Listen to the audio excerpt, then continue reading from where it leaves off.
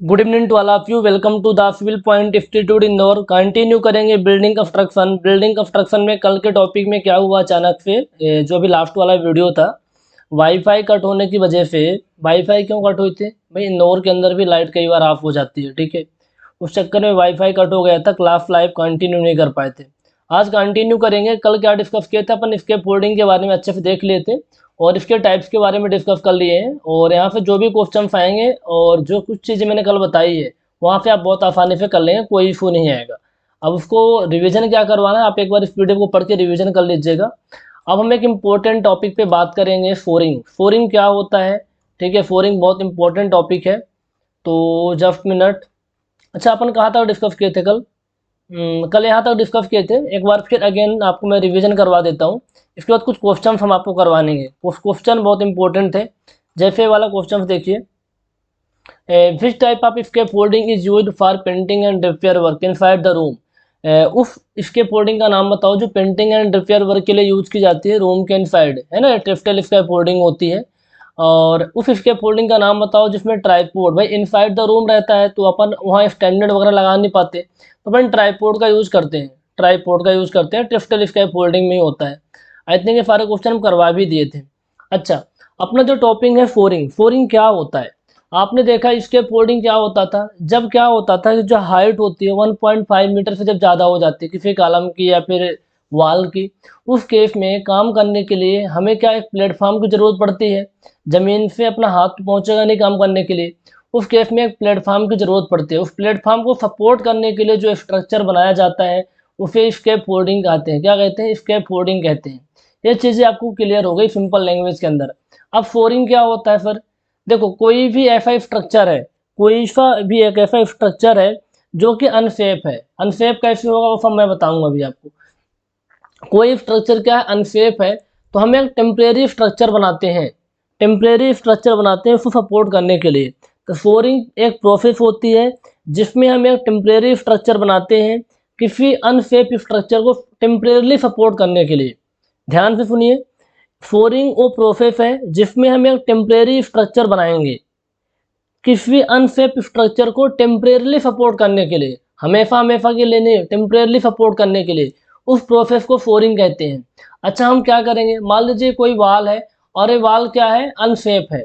ये वाल क्या है, अनसेफ है। बहुत सारे रीजन हो सकते हैं जिससे वाल अनसेफ है। इस अनसेफ वाल को हम क्या करेंगे, लेटरल स्ट्रेंथ प्रोवाइड करते हैं। क्या करते हैं? लेटरल स्ट्रेंथ प्रोवाइड करते हैं। सपोर्ट कुछ प्रोवाइड करेंगे जिससे उसको लेटरल सपोर्ट मिलेगा, लेटरल स्ट्रेंथ मिलेगी टेम्परेरीली। ये प्रोसेस को फ्लोरिंग कहते हैं। It provides lateral support to the wall in used in following condition. मतलब वॉल को लेटरल सपोर्ट प्रोवाइड करते हैं। किस किस कंडीशन में फ्लोरिंग करना होता है, किस किस कंडीशन है। मान लो ऐसा कुछ दिख रहा है कि आपके वॉल के अंदर बल्जिंग आ गई है, पुअर वर्कमैनशिप के कारण बल्जिंग आ गई है, दीवार फूल जैसी फूल गई है ना। दीवार बल्जिंग आ गई है, उस केस में अपने को करना पड़ता है, उस केस में फ्लोरिंग करना पड़ेगा, ठीक है। फ्लोरिंग करना पड़ेगा, उसकी लेटरल स्ट्रेंथ प्रोवाइड करनी पड़ेगी। या फिर दीवार में मान लो बहुत ज़्यादा क्रैक डेवलप हो गए हैं, ठीक, क्रैक डेवलप हो गए हैं, उस केस में फ्लोरिंग प्रोवाइड करनी पड़ेगी, लेटरल स्ट्रेंथ आपको प्रोवाइड करनी होगी। तीसरा कंडीशन ऐसा हो सकता है कि अनइक्वल सेटलमेंट होता है, फाउंडेशन में अनइक्वल सेटलमेंट होने के कारण उसमें क्रैक आ गए हैं, क्रैक आ गए हैं, उस केस में भी हमें फ्लोरिंग प्रोवाइड करनी पड़ सकती है। तीसरा कंडीशन हो सकता है कि मान लीजिए कोई यहाँ पर बिल्डिंग है और उसके बगल की बिल्डिंग को गिराया जा रहा है, बिल्डिंग को गिराया जा रहा है, तो इस बिल्डिंग को लेटरल सपोर्ट प्रोवाइड करना होगा ताकि इसमें कोई इम्पैक्ट ना पड़े। या फिर ऐसा भी हो सकता है कि यहाँ पर 3 बिल्डिंग थी, अभी बीच वाले स्ट्रक्चर गिरा देते हैं, छत मान लो एक ही था, कुछ भी था, जो भी सिचुएशन रही होगी, बीच वाले को आपने गिरा दिया, अरे बिल्डिंग बची, ये वाली बिल्डिंग बची है, तो फिर इनको लेटरल सपोर्ट प्रोवाइड किया जाता है ना। डबल स्केप फोल्डिंग वगैरह जब पढ़ाएंगे क्लियर होंगी चीज़ें। तो इसके सॉरी डबल फ्लोरिंग बोलते हैं इसके फोल्डिंग नेम। तो when adjacent structure undergoes demolish, ठीक है, when opening are made in large in the wall. मान लीजिए कुछ एक वॉल है हमारी थी, इस वॉल में आप नीचे के साइड में कोई दरवाजा लगाना चाहते हैं, कोई डोर लगाना चाहते हैं, कोई विंडो लगाना चाहते हैं, या फिर ओपनिंग छोटी है तो ओपनिंग को बड़ा करना चाहते हैं, उस केस में भी इसको में लेटरल सपोर्ट प्रोवाइड करना पड़ेगा।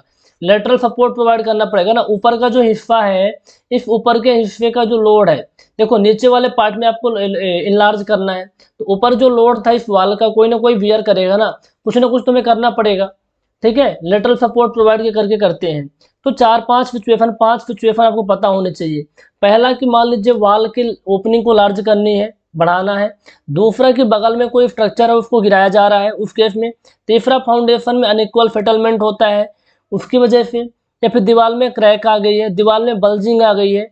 इन सब सिचुएशन में हमें फ्लोरिंग प्रोवाइड करनी होती है। वाल को लेटरल स्ट्रेंथ की जरूरत पड़ती है, वाल को लेटरल स्ट्रेंथ की जरूरत पड़ती है, उसके लिए अपन फ्लोरिंग करते हैं। आ रही बात समझ में? तो कितने टाइप की फ्लोरिंग होती है इसको हम देख लेते हैं। ठीक, स्पीड कम लगे, आप 2 की स्पीड पे देखो, 1.25 की देखो, मैं नेचुरली आपको पढ़ाऊंगा अच्छे से। देखो 3 टाइप की फ्लोरिंग होती है। पहला होता है रेकिंग या फिर इंक्लाइंड फोर्स, फ्लाइंग या फिर हॉरिजॉन्टल फोर्स, डेड या फिर वर्टिकल फोर्स। ये 3 टाइप के होते हैं। पहला हम देखेंगे रेकिंग या फिर इंक्लाइंड फोर्स। रेकिंग फोर्स, ये जो नाम है ना, ये नाम से ही सारी चीज स्पष्ट है, ये नाम से ही आपका काम हो जाएगा। रेकिंग फोर्स के अंदर अपन क्या करते हैं, रेकिंग फोर्स के अंदर अपन इंक्लाइंड रेकर्स प्रोवाइड करते हैं, इंक्लाइंड रेकर्स प्रोवाइड करते हैं। अब मैं आपको दिखाता हूँ, इंक्लाइंड रेकर्स प्रोवाइड करते हैं। यहाँ पास तो कोई ऐसा नहीं है। If just a minute guys, मैंने कुछ अच्छे अच्छे इमेज लिए थे, ये इमेज दिख नहीं रहे हैं। कोई नहीं, चलो इसी इमेज के हेल्प बताऊंगा आपको, कोई दिक्कत नहीं होगी। इसी इमेज की हेल्प बताता हूँ मैं आपको। देखो इंक्लाइंड फोर्स प्रोवाइड किए गए हैं, ये आपके रैकर्स होते हैं, इसको देख लो पहले, है ना, रियल पिक्चर। ये आपके इंक्लाइंड फोर्स होते हैं, ठीक है। क्या होते हैं? इंक्लाइंड फोर्स होते हैं। अब इसमें बहुत सारी चीज़ें होती हैं, इनको अच्छे से देखना है ताकि आप अच्छे से आपके कॉन्सेप्ट क्लियर हो जाए, ठीक है, आपके अच्छे से कॉन्सेप्ट क्लियर हो जाए। ये क्या होता है, ये मैं आपको दिखाता हूँ एक एक करके। जो ये आपके इंक्लाइंड मेंबर होते हैं, ये जो इंक्लाइंड मेंबर होते हैं, इन इंक्लाइंड मेंबर को बोला जाता है फोर्स। इन इंक्लाइंड मेंबर को क्या बोला जाता है? रैकर्स, है ना। इंक्लाइंड रैकर्स है, इंक्लाइंड फोर्स बोला जाता है। ये रैकर्स हो गए। फिर इन रैकर्स को सपोर्ट करने के लिए, इन रैकर्स को सपोर्ट करने के लिए ये हम प्रोवाइड करते हैं क्या? ब्रेसेस प्रोवाइड करते हैं। ये क्या होते हैं? ब्रेसेस होते हैं, जो यहाँ दिख रहे हैं। ब्रेसेस प्रोवाइड करते हैं ताकि रैकर्स आपस में बंधे रहे। फिर अब जो रैकर्स आप प्रोवाइड करने वाले हैं, जो ये आप रैकर्स प्रोवाइड करेंगे, उससे पहले यहाँ पर हम एक प्रोवाइड किए हुए हैं। देखो मैं येलो कलर से दिखा रहा हूँ, अपन वाल प्लेट प्रोवाइड करते हैं। इस तरीके से क्या प्रोवाइड करते हैं? वाल प्लेट प्रोवाइड करते हैं। ये क्या होती है? वाल प्लेट होती है। अब वाल प्लेट को फिक्स करने के लिए अपन क्या प्रोवाइड करते हैं? निडल प्रोवाइड करते हैं। क्या करते हैं? निडल प्रोवाइड करते हैं, ताकि जो हमारी वाल प्लेट है दीवार से फिक्स रहे। वाल प्लेट दीवार से फिक्स रहे, इसलिए निडल प्रोवाइड करते हैं। ये वाल प्लेट हो गई, ये आपके रैकर्स हो गए। रैकर्स को फिक्स करने के लिए ब्रेसेस प्रोवाइड करते हैं। तो ये चीज़ें आपको यहाँ से क्लियर हो गई। वही चीज़ें हमें यहाँ सारी चीज़ें लिख दिए हैं ताकि आपके कॉन्सेप्ट क्लियर रहे।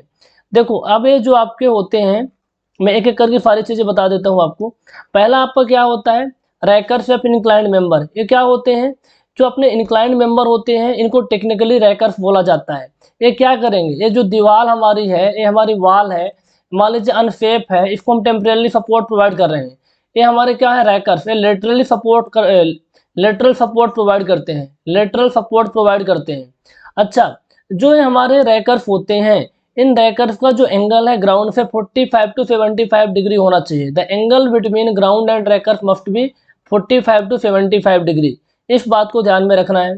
वाल प्लेट क्या होती है? वाल प्लेट क्या होती है? हमारी वाल है, ये हमारी वाल है। तो वाल के ऊपर जो प्लेट लगाई जाती है, वाल के ऊपर जो प्लेट लगाई जाती है, ये प्लेट होती है। इस प्लेट को वाल प्लेट कहते हैं, इस प्लेट को वाल प्लेट कहते हैं। अब वाल प्लेट को फिक्स करना है दीवार के अंदर, तो हमें क्या करना है? निडल की जरूरत पड़ती है। इसे क्या बोलते हैं? निडल बोलते हैं। तो तो एडजेसेंट ऑफ वाल क्या होता है? वाल प्लेट होता है। निडल क्या होता है? वाल प्लेट को वाल पे एम्बेडेड करने के लिए निडल की जरूरत पड़ती है, ठीक है। अब ये जो निडल है बाहर ना निकल आए, इसलिए आप क्लिट प्रोवाइड करते हैं। मैं अलग कलर से दिखा देता हूँ आपको, येलो कलर से। ये आपको क्लिट प्रोवाइड करते हैं ताकि हमारी जो निडल है, जो वाल प्लेट को एम्बेडेड की है वाल पर, बाहर ना निकल आए, इसलिए क्लिट प्रोवाइड करते हैं। ब्रेसिंग क्या होते हैं? जो हमारे रैकर्स होते हैं, इन रैकर्स को सपोर्ट करने के लिए ब्रेसिंग प्रोवाइड करते हैं। क्या होते हैं? ब्रेसिंग प्रोवाइड करते हैं। अब फोल प्लेट क्या होता है? फोल प्लेट में आपको दिखा देता हूँ। ये आपका फोल प्लेट होता है जिस पर रैकर एम्बेडेड होता है ग्राउंड में, जिस पर रैकर्स एम्बेडेड होते हैं ग्राउंड पे, ये आपके फोल प्लेट होते हैं। आई होप आपको चीज़ें समझ में आई होंगी। इंक्लाइंड फोर्स क्या होते हैं, इंक्लाइंड फोर्स में कौन कौन से मेंबर, देखो इंक्लाइंड फोर्स में जो फोर्स होता है इंक्लाइंड होता है, सिंपल सी बात है। अब उन फोर्स को सपोर्ट करने के लिए, बांध के रखने के लिए ब्रेसेस प्रोवाइड करेंगे। अब ये फोर्स किस पे होते हैं? वाल प्लेट पे होते हैं। वाल प्लेट किस पे फिक्स होती है? निडल से, दीवार पर फिक्स होती है। अब जो वाल प्लेट दीवार से फिक्स होती है, और वाल प्लेट को फिक्स करने के लिए निडल का यूज करेंगे। निडल बाहर ना निकला इसलिए क्लिट का यूज करेंगे। तो सारे के सारे कंपोनेंट आपके यहाँ पे क्लियर हो गए। ठीक है। अब अगले टाइप का जो हमारा होता है फ्लाइंग या हॉरिजॉन्टल फोर्स, हमने वहाँ देखा था इंक्लाइंड फोर्स, हमने वहाँ किया था इंक्लाइंड फोर्स प्रोवाइड किया था। अब फ्लाइंग या हॉरिजॉन्टल फोर्स में इसमें हॉरिजॉन्टल फोर्स प्रोवाइड करेंगे। क्या प्रोवाइड करेंगे? हॉरिजॉन्टल फोर्स प्रोवाइड करेंगे। नाम से स्पष्ट है फ्लाइंग, फ्लाइंग यानी उड़ता हुआ, यानी कुछ जमीन पे नहीं रहेगा, कुछ ऊपर ऊपर ही रहेगा, ऐसा कुछ लग रहा है ना। देखते हैं कैसा रहेगा। दो टाइप का होता है, एक होता है सिंगल फ्लाइंग फोर्स होता है, दूसरा होता है double flying force. Single flying force होता है, डबल फ्लाइंग फोर्स होता है, ठीक है। अब इसको प्रोवाइड कब करते हैं? कुछ ऐसी सिचुएशन हो जाए, समझ लेते हैं, कुछ ऐसी सिचुएशन हो जाए कि ये हमारा कोई स्ट्रक्चर है, ये बीच में कोई स्ट्रक्चर था, बगल में कोई और स्ट्रक्चर है। अब ऐसा कुछ होता है कि बीच वाले स्ट्रक्चर को मतलब कोलैप्स किया, गिराया गया, कुछ भी किया गया, तो इन स्ट्रक्चर को सपोर्ट करने के लिए अपन क्या करते हैं? हॉरिजॉन्टल फोर्स प्रोवाइड करते हैं। Provide horizontal force to parallel party walls when removal या collapsing of the intermediate building take place. बीच में जो इंटरमीडिएट बिल्डिंग थी, मान लीजिए कुछ कोलैप्स हो गई, कुछ भी हो गया, तो आपको आजू बाजू में यानी अगल बगल में जो स्ट्रक्चर हैं उनको लेटरली सपोर्ट प्रोवाइड करने के लिए हॉरिजॉन्टल फोर्स प्रोवाइड करते हैं। अब एक बात समझिएगा बहुत ध्यान से, सिंगल फ्लाइंग फोर्स क्या होता है, डबल फ्लाइंग फोर्स क्या होता है। सिंगल फ्लाइंग फोर्स के अंदर हम एक ही हॉरिजॉन्टल फोर्स प्रोवाइड करेंगे, डबल फ्लाइंग में डबल हॉरिजॉन्टल फोर्स प्रोवाइड करते हैं। अब कंफ्यूज नहीं होना। आप यहाँ पास देखो, आपने यहाँ पास शायद मैंने एक इमेज ली थी, इमेज दिख नहीं रही है मेरे को बार बार देखने पर। उसमें आपको वाल प्लेट अच्छे से दिख जाती है कैसे होती है, बट कोई नहीं, समझ में तो आ ही रहा होगा। देखो ये आपका सिंगल फ्लाइंग फोर्स है। कैसा है? सिंगल फ्लाइंग फोर्स है। अभी सिंगल फ्लाइंग फोर्स किसके लिए होता है? जब हमारा स्पान लेस देन 9 मीटर होता है। स्पान 9 मीटर से ज़्यादा होगा तो डबल फ्लाइंग फोर्स यूज करेंगे। यहाँ पर देखो, आपको जो ये दिख रहा है ना, ये दिख रहा है, ये क्या सिंगल फ्लाइंग फोर्स है। एक ही हॉरिजॉन्टल फोर्स प्रोवाइड किए गए हैं, मतलब एक ही लेयर में है। डबल फ्लाइंग फोर्स में दो लेयर में रहेंगे, एक ऊपर रहेगा, एक नीचे रहेगा, एक ऊपर रहेगा, एक नीचे रहेगा। ऐसा नहीं कि आपको बहुत सारे दिख रहे हैं, ये तो पैरेलली दिख रहे हैं लेकिन ऊपर नीचे नहीं दिख रहे हैं ना। एक ही हमने प्रोवाइड किया है ना, एक ही, ऊपर नीचे मैंने प्रोवाइड नहीं किया है। जब डबल फ्लाइंग फोर्स होगा तो ऊपर रहेगा, नीचे भी रहेगा, ऊपर भी रहेगा, नीचे भी रहेगा। आई थिंक चीजें समझ में आ रही होंगी, आई थिंक चीजें समझ में आपको आ रही होंगी, ठीक है। और आपके जो इंक्लाइंड मेंबर होते हैं ना, इंक्लाइंड मेंबर, ये इंक्लाइंड मेंबर, इनको स्ट्रट बोला जाता है। क्या बोला जाता है? स्ट्रट बोला जाता है। देखो लाइन डायग्राम में समझ में आ जाएगी चीजें अच्छे से आपको। लाइन डायग्राम में देख लेते हैं। देखिए इस लाइन डायग्राम में देखिए, ये हमारे पास क्या है, एक हमारे पास इस वाल है, मान लो एक हमारे पास ये वाल है, दूसरा ये वाली वाल है, दूसरी वाल है, ठीक है। अब इन दोनों वाल को लेटरल सपोर्ट करने के लिए हमने हॉरिजॉन्टल फ्लाइंग फोर्स प्रोवाइड किए हैं, है ना। जो हॉरिजॉन्टल फोर्स है उसको फ्लाइंग फोर्स कहते हैं, जो मैं येलो कलर से फिट कर रहा हूँ, ठीक है। ये कर देते हैं। फिर हम क्या करते हैं, हम यहाँ एक स्ट्रेनिंग फील प्रोवाइड करते हैं, एक स्ट्रेनिंग फील प्रोवाइड करते हैं। अब एक स्ट्रेनिंग फील प्रोवाइड किए हैं, बताऊँगा क्यों प्रोवाइड किए हैं, परेशान मत होना। एक स्ट्रेनिंग फील प्रोवाइड करते हैं। स्ट्रेनिंग फील के बाजू में अपन हमें वेजेस प्रोवाइड करते हैं। ये जो वेजेस होते हैं ना, वेजेस का काम होता है ताकि स्ट्रेनिंग फील अपने प्लेस में बनी रहे, अपने जगह पे बनी रहे। ये आपके हॉरिजॉन्टल, ये क्या होते हैं, इंक्लाइन स्ट्रट होते हैं। ये यहाँ पे क्या होते हैं? स्ट्रट होते हैं। अब ये जो स्ट्रट है ना, स्ट्रट क्या है? ये स्ट्रट मतलब ऐसे भी हो सकते हैं ना, ऐसे है तो ऐसे भी तो हो सकते हैं, ठीक है। या फिर अपनी जगह से हट भी तो सकते हैं। अपनी जगह से हटे ना, एक स्थान पे यहाँ पर फिक्स रहे, इसलिए अपन स्ट्रेनिंग पीस प्रोवाइड करते हैं। और स्ट्रेनिंग पीस को फिक्स करने के लिए वेजेस प्रोवाइड करते हैं, क्योंकि थ्रफ्ट काम करेगा ना, इधर साइड थ्रफ्ट काम करेगा, जिसकी वजह से यहाँ पर ये क्या होंगे, अपनी जगह को छोड़ करके आगे पीछे हो जाएंगे। तो हम चाहते हैं कि सिचुएशन ना आए, इसलिए ट्रेनिंग पीस प्रोवाइड करते हैं, ठीक है। अब यहाँ पर दोनों वाल में, दोनों वाल पे हमने क्या प्रोवाइड किया है? वाल प्लेट प्रोवाइड किया हुआ है। ये हमारी क्या है? पूरी की पूरी वाल प्लेट है। आ रही बात समझ में? ये क्या है? हमारी पूरी की पूरी वाल प्लेट है। वाल प्लेट के अलावा ये हमारा क्या है? ये हमारा निडल है, ये हमारा क्लिट है। ऊपर क्या है? क्लिट है, ठीक है। ये क्या है? क्लिट है, और ये है निडल। इमेज नहीं दिख रहा तो मैं दिखा देता हूँ जूम करके, अब दिख रहा होगा ना। अब इमेज अच्छे से दिख रहा होगा, एक बार देख लीजिए आप लोग, एक बार अच्छे से देख लीजिए। तो इसमें भी सेम चीजें होती हैं, ठीक है। तो फ्लाइंग फोर्स कहाँ, क्वेश्चन ऐसे पूछेगा कि आपका पहला तो अपना क्या था, पहला अपना क्या था? रैकिंग फोर्स या फिर इंक्लाइंड फोर्स। दूसरा आपका क्या है? फ्लाइंग या हॉरिजॉन्टल फोर्स। तो फ्लाइंग या हॉरिजॉन्टल फोर्स कहाँ यूज किया जाता है? वहाँ यूज करते हैं जब मान लीजिए कोई इंटरमीडिएट बिल्डिंग डिमोलिश हो गई है, कोलैप्स हो गई है, तो जो एडजेसेंट बिल्डिंग होती है उनको सपोर्ट प्रोवाइड करने के लिए single flying force span less than 9 metre, double flying force span 9 से ज़्यादा रहेगा, उस केस में डबल फ्लाइंग फोर्स होता है। देखो यहाँ जब मोर देन 9 मीटर स्पान है उस केस में अपने डबल फ्लाइंग फोर्स यूज किया है। देखो 2 लेयर में है, ये आपका पहला है, ये आपका पहला है, ये आपका दूसरा है, ठीक है, डबल, ये डबल है। सेम चीज़ें होंगी, बाकी की प्रोसीजर सेम होगा, कुछ भी चेंजेस नहीं है। यहाँ भी हमने ट्रेनिंग फील्ड दी हुई है, यहाँ हमने वेजेस दिए हुए हैं, ठीक है, ये वेजेस हैं आपके और ये आपके ट्रेनिंग फील्ड थी, ठीक है। मैं कलर चेंज कर देता हूँ, ये आपके वेजेस हैं, ये आपके वेजेस है ट्रेनिंग फील्ड को फिक्स करने के लिए, ये आपका स्ट्रट है, ये आपका स्ट्रट है, ठीक है। बाकी के वाल प्लेट है, बाकी की सारी चीज़ें सेम रहेंगी, बस अंतर उतना ही आएगा। तो बस इतना ध्यान में रखना कि मोर देन स्पान 9 मीटर से ज़्यादा रहेगा, उस केस में यूज करते हैं। अगला टाइप का आता है डेड फोरिंग या वर्टिकल फोर। उसमें क्या था, इंक्लाइंड फोर्स में क्या था, हमारा जो मेंबर्स था इंक्लाइंड रहते थे, हॉरिजॉन्टल फोर्स में हॉरिजॉन्टल थे, वर्टिकल में वर्टिकल रहेंगे। वर्टिकल फोर्स में क्या रहते हैं, वर्टिकल ही रहते हैं। मैं दिखाता हूँ कैसे, अभी वर्टिकल फोर्स में वर्टिकल ही रहते हैं। क्वेश्चंस बाद में कर लेंगे, मैं आपको दिखा देता हूँ पहले, जस्ट मिनट गाइज। कोई नहीं, शायद वो पीडीएफ यहाँ मिसिंग है ना, वो वाला इमेज मिस है। मैं आपको एक्सप्लेन कर देता हूँ यहीं से। देखिए डेड फोरिंग या वर्टिकल फोर्स में क्या होगा, फोर्स वर्टिकल होता है। जैसे कोई दीवार है, एक दीवार है, इस दीवार में आपको क्या है, नीचे की तरफ लार्ज ओपनिंग करनी है। एक दीवार है, इस दीवार पे नीचे की तरफ आपको लार्ज ओपनिंग करनी है, डोर बनाना है, विंडो बनाना, कुछ भी करना है, लार्ज ओपनिंग करनी है। तो लार्ज ओपनिंग करने के लिए जब आप ओपनिंग करेंगे तो ऊपर वाले लोड को कोई ना कोई बियर करने के लिए होना चाहिए, ऊपर वाले लोड को कोई ना कोई बियर करने के लिए होना चाहिए। तो अपन क्या करते हैं, ये जो अपना मान लीजिए नीचे का है, ऊपर वाले जो वाल का लोड है कोई ना कोई होना चाहिए, तो अपन एक हॉरिजॉन्टल बीम प्रोवाइड करते हैं, एक हॉरिजॉन्टल बीम प्रोवाइड करते हैं जिसको निडल बोला जाता है। क्या बोलते हैं, निडल बोला जाता है। फिर क्या होता है, वर्टिकल मेंबर प्रोवाइड करते हैं जिन्हें वर्टिकल फोर्स कहते हैं। क्या कहते हैं, वर्टिकल फोर्स कहते हैं। तो जो ये बीम होती है जिसको निडल बोलते हैं, क्या बोलते हैं, निडल बोलते हैं, ये आपके वर्टिकल फोर्स होते हैं। तो निडल क्या करती है, वर्टिकल फोर्स से निडल क्या करती है, टोटल बीम वाल का लोड लेगी और वर्टिकल फोर्स को दे देती है। वर्टिकल फोर्स की वजह से लोड एकदम ट्रांसफर हो जाएगा और अपन लार्ज ओपनिंग कर सकते हैं।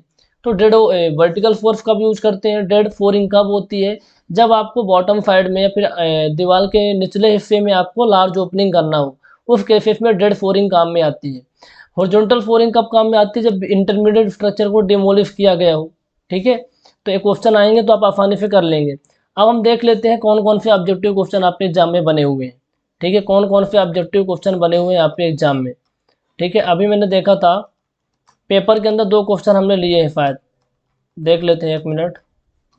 इस क्वेश्चन को देखिए, the construction of temporary structure required to support an unsafe structure.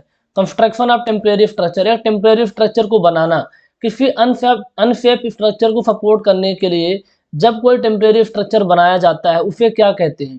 The construction of temporary to support an unsafe structure, किसी अनसेफ स्ट्रक्चर को सपोर्ट करने के लिए जो कंस्ट्रक्शन किया जाता है टेम्परेरी, उसे क्या बोलते हैं, उसे बोलते हैं फोरिंग। क्या बोलते हैं, फोरिंग। इसके फोल्डिंग क्या होता है, जब दीवार या कॉलम की हाइट 1.5 मीटर से ज़्यादा हो जाती है तो हमें प्लेटफॉर्म की जरूरत पड़ती है। तो प्लेटफॉर्म को सपोर्ट करने के लिए जो टेम्परेरी स्ट्रक्चर बनाया जाता है उसे इसके फोल्डिंग कहते हैं। अंडरपिनिंग की बात ही नहीं हुई, आगे हम देखेंगे अंडरपिनिंग क्या होता है, ठीक है। अभी इसकी बात नहीं करेंगे, जितने भी क्वेश्चन किए हैं, जो कॉन्सेप्ट पढ़े हैं उनके सारे क्वेश्चन हमने कर लिए, ठीक है, उनके सारे क्वेश्चन कर लिए। एक क्वेश्चन यहाँ लिखा हुआ, इसको पढ़ लीजिए।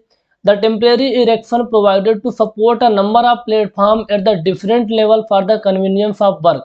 The temporary erection provided to support a number of platform at different level for the convenience of work. जैसे दीवार की हाइट है, दीवार की हाइट है, ठीक है, दीवार की हाइट है, मान लीजिए 10 फीट की दीवार बननी थी, 10 फीट की दीवार बननी थी। एक तो इस लेवल पे आपको प्लेटफॉर्म मान लीजिए आपने बनाया, इस लेवल प्लेटफॉर्म बनाया, तब भी आपको इसके फोल्डिंग बनानी पड़ेगी। इस लेवल पे प्लेटफॉर्म बनाएंगे तब भी इसकी फोल्डिंग बनानी पड़ेगी। तो डिफरेंट डिफरेंट लेवल पे प्लेटफॉर्म, आपने प्लेटफॉर्म बनाया ना, प्लेटफॉर्म, तो इस प्लेटफॉर्म सपोर्ट करना पड़ेगा। आपने यहाँ प्लेटफॉर्म बनाया अलग लेवल पे, तब भी हमें बनाना पड़ेगा इसके फोल्डिंग प्लेटफॉर्म को सपोर्ट करने के लिए। तो डिफरेंट डिफरेंट लेवल पे काम को आसान करने के लिए जो प्लेटफॉर्म बनाए जाते हैं उनको सपोर्ट कौन करता है? स्केप फोल्डिंग करता है। क्या करता है? स्केप फोल्डिंग करता है। तो अच्छे से चीज़ समझ में आनी चाहिए आपको, ठीक है। अंडरपिनिंग क्या होता है आगे हम डिस्कस करने ही वाले हैं। अंडरपिनिंग से ज़्यादा कुछ क्वेश्चन नहीं बनेगा, बस इसी क्वेश्चन के माध्यम से मैं एक्सप्लेन कर देता हूँ आपको। Which of the following if done in case of building new work underneath the existing structure without disturbing it's stability.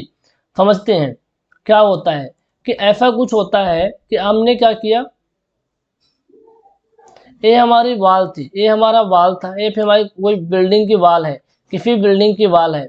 अब हम चाहते हैं, बहुत सारी सिचुएशन होती हैं अंडरपिनिंग की, बहुत सारी सिचुएशन होती हैं, बट आपको करना कब है ये देखो समझिए।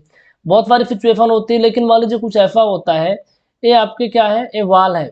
अब क्या होता है कि आप इसको बिल्कुल भी, इस स्ट्रक्चर को आप कुछ भी नहीं करना चाहते, स्ट्रक्चर हमारा प्रॉपर शेप है, कोई दिक्कत ना है। आप क्या चाहते हैं, इसके फाउंडेशन की डेप्थ को बढ़ाना चाहते हैं। या फिर आपने क्या किया, ऐसा भी कुछ हो सकता है ना कि आपने पहले एक माले की बिल्डिंग बनाई थी, अब आपका प्लान होगा दूसरे माले की बिल्डिंग बनाने का, तो फाउंडेशन की डेप्थ बनानी पड़ेगी। फाउंडेशन की प्रॉपर डेप्थ नहीं होगी अकॉर्डिंग टू जितना लोड आएगा, तो डेप्थ बनानी पड़ेगी। उस केस में क्या करते हैं, डेप्थ बनानी पड़ेगी तो हम एक स्ट्रक्चर बनाते हैं जो इसको प्रॉपर सपोर्ट कर ले, इसको प्रॉपर सपोर्ट कर ले, ठीक है। और इसको प्रॉपर सपोर्ट कर ले, नीचे अपन फाउंडेशन की डेप्थ को बढ़ा ले, नीचे फाउंडेशन की डेप्थ को बढ़ा ले, उसे बोलते हैं अंडरपिनिंग। अंडरपिनिंग बोलते हैं, क्या बोलते हैं? अंडरपिनिंग बोलते हैं। Structure provided underneath existing foundation to maintain its stability termed as underpinning. दूसरी भी चीज़ हो सकती है कि फाउंडेशन वीक हो गई हो, तुम्हें डेप्थ बढ़ानी पड़े स्ट्रेंथ के लिए, तो ये भी अंडरपिनिंग होता है, ठीक है। तो आई थिंक सारी चीज़ क्लियर हो गई। During underpinning the existing structure is required to be temporarily supported by means breaking force. जब अंडरपिनिंग करते हैं तो अंडरपिनिंग करेंगे तो ऊपर के कोई ना कोई लोड को बियर करने के लिए होना चाहिए। वो क्या होगा आपका? फोरिंग होता है। फोरिंग के थ्रू अपन लोड को लेटरल स्ट्रेंथ प्रोवाइड कर देंगे और नीचे अंडरपिनिंग कर देते हैं, नीचे अंडरपिनिंग कर देते हैं। तो अंडरपिनिंग भी समझ में आ गया। अंडरपिनिंग क्या होता है? एग्जिस्टिंग स्ट्रक्चर के अंदर ही आप एग्जिस्टिंग स्ट्रक्चर को कोई भी डिस्टर्ब नहीं करते, कुछ भी डिस्टर्ब आप नहीं करते हैं, और उसके अंदर भी आप नया काम कर देते हैं स्टेबिलिटी को बढ़ाने के लिए, वो होता है आपका अंडरपिनिंग। आई थिंक आपको चीज़ें समझ में आ गई होंगी अंडरपिनिंग क्या होता है। बहुत सारी मेथड्स होती हैं अंडरपिनिंग की, जस्ट नाम याद रखिए, अभी एग्जाम के लिए उतना इंपॉर्टेंट नहीं है इसलिए बताऊंगा नहीं। पिट मेथड होती है, पाइल मेथड होती है, अंडरपिनिंग होती है वॉल के अंदर, जैक जैक फाइल अंडरपिनिंग होती है, निडल एंड पाइल अंडरपिनिंग होती है, पेनफर्ड स्टूल मेथड होता है, रूट पाइल मेथड होता है। जस्ट आप नाम एक बार सुन सकते हैं, बाकी आपके काम की चीज़ केवल डिफिनेशन ही है, आपके काम की चीज़ केवल डिफिनेशन ही है। अब हम कुछ इंपॉर्टेंट चीज़ें आपको बताने वाले हैं। मैं स्पेस ढूंढ रहा हूँ कि स्पेस मिल जाए मेरे को, स्पेस नहीं है तो इसी स्पेस में मैं आपको बताने का प्रयास करता हूँ। जस्ट मिनट गाइज, ठीक है। मैं आपको 3 डिफिनेशन और बताने वाला हूँ, बाकी आपके नोट्स में प्रॉपर चीज़ें मैंने टाइप कर दी है, आप वहाँ से पढ़ लेना। फटाफट मैं बता देता हूँ आपको, फटाफट बता देता हूँ आपको।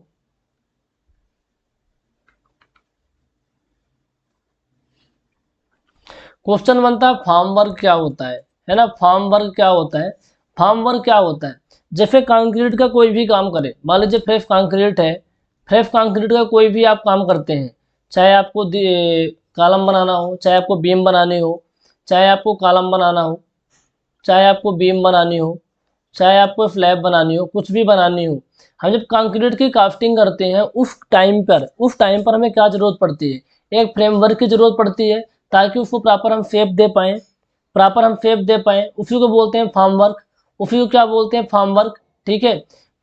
कंक्रीट का कोई भी आप कहीं भी कास्टिंग करते हैं, उसको प्रॉपर शेप देने के लिए हमें फार्म वर्क की ज़रूरत पड़ती है, ये पता है सबको। अब इसमें 2 चीज़ें हो सकती हैं, आपने नाम सुना होगा, एक तो शटरिंग, दूसरा नाम सुना होगा आपने फटरिंग। एक तो आपने सेंटरिंग सुना होगा, एक तो फटरिंग सुना होगा आपने, आपने नाम सुना होगा फटरिंग, दूसरा आपने नाम सुना होगा सेंटरिंग। इन दोनों में क्या डिफरेंस होता है? मान लीजिए यदि आप फार्म वर्क को यूज कहाँ कर रहे हैं, किसके केस में? स्लैब के केस में कर रहे हैं, आप बीम के केस में कर रहे हैं, उसे बोलते हैं सेंटरिंग। यदि फार्म वर्क को आप यूज कर रहे हैं कॉलम के केस में, कॉलम के केस में, फुटिंग के केस में, उसे अपन बोलते हैं फटरिंग। ध्यान रखना इन चीज़ों का। फार्म वर्क क्या होता है? कंक्रीट को प्रॉपर शेप देने के लिए, उसमें मान लीजिए आप फार्म वर्क को यूज़ कर रहे हैं स्लैब में, बीम में, तो सेंटरिंग बोलते हैं, क्योंकि इसमें क्या होता है? हॉरिजॉन्टली प्लेस किया जाता है। कैसे प्लेस किया जाता है? हॉरिजॉन्टली प्लेस किया जाता है। और इसके अंदर क्या होता है, वर्टिकली प्लेस किया जाता है, वर्टिकली। तो वर्टिकली जो प्लेस किया जाता है फार्मवर्क को फटरिंग होता है, जो हॉरिजॉन्टली होता है सेंटरिंग होता है। ठीक है, अब एक बात बताइए, चाहे आप वर्टिकली लगाओ चाहे आप हॉरिजॉन्टली लगाओ, जैसे मान लीजिए कॉलम आप बना रहे हैं, जस्ट मिनट में आपको दिखा देता हूँ। ये रेड कलर से मान लीजिए कॉलम था, तो आप इसके चारों तरफ क्या लगा देंगे, ये आपका क्या रहेगा, जस्ट मिनट येलो कलर से दिखाता हूँ। ये आपने फार्मवर्क लगाया है, ठीक है, फार्मवर्क मान लीजिए लगाया, नीचे तरफ नहीं रहेगा, कुछ ऐसे रहता है ना, ऐसे रहेगा। तो इसको सपोर्ट करना पड़ता है ना, लेटरली सपोर्ट करना पड़ता है। इसको जो यूज करते हैं बल्ली बोलते हैं, इसको बोलते हैं स्टैगिंग। क्या बोलते हैं, स्टैगिंग। अब आपने बीम बनाई है तो बीम को भी सपोर्ट करना पड़ता है नीचे से, जिसे बल्ली बोलते हैं, इसे स्टैगिंग बोलते हैं। तो फार्मवर्क क्या होता है, फटरिंग क्या होता है, सेंटरिंग क्या होता है, स्टैगिंग क्या होता है, ये चीज़ें आपको क्लियर हो गई हैं। तो यहाँ से क्वेश्चन भी आपके एग्जाम में बने हुए हैं, तो आई होप इन क्वेश्चन को आप बहुत अच्छे से कर लेंगे। ठीक है, आई होप आप इन क्वेश्चन को बहुत अच्छे से कर लेंगे। मैं दिखा देता हूँ, डिफिनेशन भी मैंने लिखी है प्रॉपर आप लोगों के लिए। ठीक है, जो फार्मवर्क होता है टेम्परेरी स्ट्रक्चर होता है, एक सांचे की तरह काम करता है, एक मोल्ड की तरह काम करता है कंक्रीट को एक प्रॉपर शेप देने के लिए, कंक्रीट को प्रॉपर शेप देने के लिए। ठीक है, अब इसमें दो टाइप के अरेंजमेंट हो सकते हैं, वर्टिकल हो सकते हैं या फिर हॉरिजॉन्टल हो सकते हैं। मान लीजिए वो वर्टिकल है, वो क्या है, वर्टिकल है, तो वर्टिकल के केस में क्या बोलते हैं, वर्टिकल केस में अपन फटरिंग बोलते हैं, हॉरिजॉन्टल केस में सेंटरिंग बोलते हैं। ठीक है, तो यहाँ पर लिखा भी है, फुटिंग के लिए या कॉलम के लिए या फिर रिटेनिंग वाल के लिए जो फार्मवर्क यूज करते हैं उसे फटरिंग बोलेंगे, जो आप स्लैब के लिए या बीम के लिए यूज करते हो उसे सेंटरिंग बोलते हैं, और जो फटरिंग और सेंटरिंग सपोर्ट करते हैं वो आपके स्टैगिंग होते हैं। क्या होते हैं, स्टैगिंग होते हैं। तो आई होप आपको चीज़ों में क्लैरिटी आ गई होगी, कहीं कोई डाउट नहीं होगा। तो centering, shuttering, scaffolding, force, underpinning, ये सारे के सारे टर्म आपके क्लियर हो गए। एक बार मैं क्विकली आपको रिवीजन करवा देता हूँ, किसी को डाउट नहीं होना चाहिए।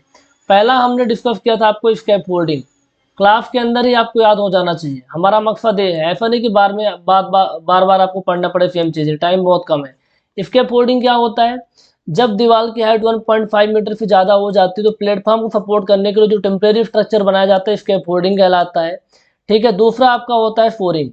फोरिंग क्या होता है, लेटरल स्ट्रेंथ प्रोवाइड करने के लिए फोरिंग बनाते हैं, किसी अनसेफ स्ट्रक्चर को टेम्परेरी सपोर्ट करने के लिए जो स्ट्रक्चर बनाया जाता है फोरिंग कहलाता है।